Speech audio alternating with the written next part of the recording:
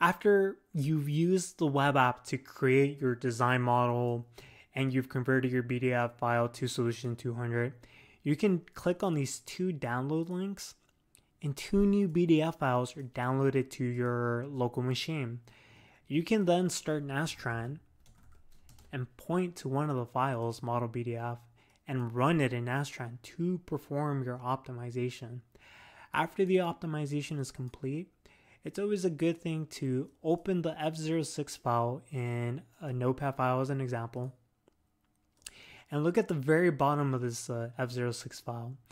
You want to look for this message that indicates a successful optimization. Here it says run terminated due to hard convergence at an optimum. Once you see that message, you know you've performed your optimization properly. And that's how you create or perform an optimization with Nastran Solution 200.